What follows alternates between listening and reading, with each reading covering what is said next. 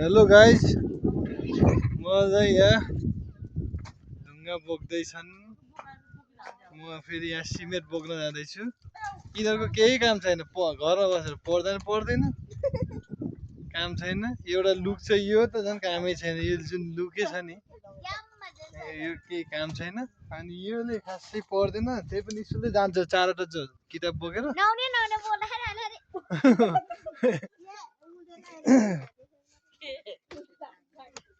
ल आजको भ्लग यही हो साथीहरू। अनि हाम्रो साथीहरू यता। Hello guys,